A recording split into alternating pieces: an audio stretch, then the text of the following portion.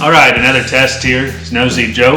I'm going to talk about my experience with the Motoz Arena Hybrid Gummy rear tire. This tire was recommended to me by Slavens Racing, who I really like. At the time, it was his favorite tire.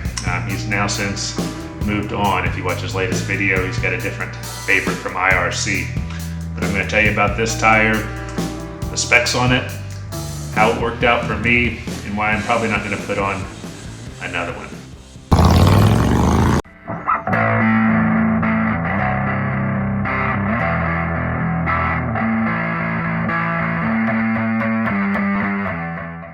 All right, Nosy Joe here, long time no see. Been a while since I've done a review.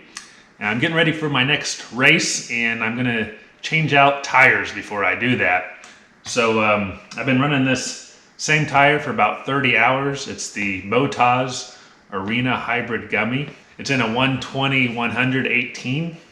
This was recommended to me by Slavens Racing, Jeff Slavens. At one time, this was his favorite tire. He started liking these before they were gummies, and I wonder how much he actually rode the gummy, because my experience wasn't as positive as his was.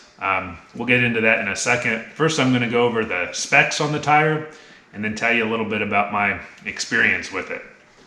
But this is a Motoz. Some people call it Moto Z, but as I understand it, it's Motoz. These are an Austrian company, not so well selling out here in the US. It's a hybrid carcass with reinforced sidewalls. They advertise it as being a lighter weight tire because of that. It has a hybrid natural and synthetic rubber compound. It is reversible. And like I said, it's available in both a gummy and non-gummy version. Application, they say indoor arena and enduro cross. Now I'm doing more just cross-country hare scramble type racing here in Kentucky. So that's what I used it for. Of course, Slavens is out in Colorado, which is a lot different environment riding surfaces than what I experience. For terrain conditions, they say it's for extreme technical track and artificial obstacles. And then they do a little bit of write-up on that.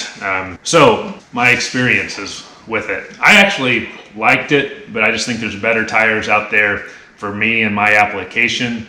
I think I had spent 2 races, maybe 3, on the original Shinko 216 tire that came on that cross trainer that I was riding at the beginning of the season. And it was pretty much terrible in the mud. And we see a lot of mud here in Kentucky. So I was looking for a tire that had taller lugs. I've read a lot about, the gummy compounds. And this tire definitely did outperform the 216 Shinko. The lugs are a lot taller, space closer. But I bought this probably it's definitely in the hot, drier months. I didn't get to use it right away in the mud. Where we ride, there's a lot of clay, and whenever it rains, it's slick. And honestly, in a slick, kind of hard clay condition, I don't think this tire did particularly well. And I wonder if it actually is because it's a gummy. The lugs didn't really dig in, they just kind of bend and didn't really grab and get that traction like I was hoping for. But I honestly learned to work with it and used it all summer. Here it's October now. I put 30 hours on it, and it really never let me down. There was never a hill I couldn't make up. Probably what's forcing me to change it out now is, and I read one review about this, very negative, kind of when I was researching the tire, that I should have paid more attention to. I think it was on Rocky Mountain ATV's website, because they sell this tire. And one of the commenters said that it has terrible off-camber performance. And really that's what's killing it for me. Whenever I'm off-camber and get on the gas at all, it wants to just slide out from underneath me like I'm trying to turn the bike, but I'm not.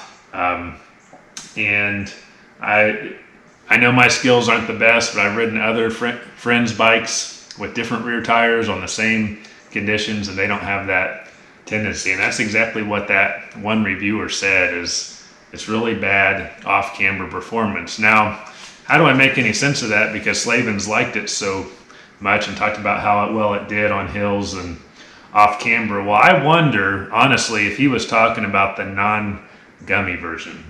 I think the problem with this gummy version, and when you got a gummy with real tall lugs like this, is when you're on the side of a hill, instead of digging in and supporting you, they just want to roll over. And I'm like 220 pounds with a 250 XC. I'm heavy. I'm as heavy as the bike, basically.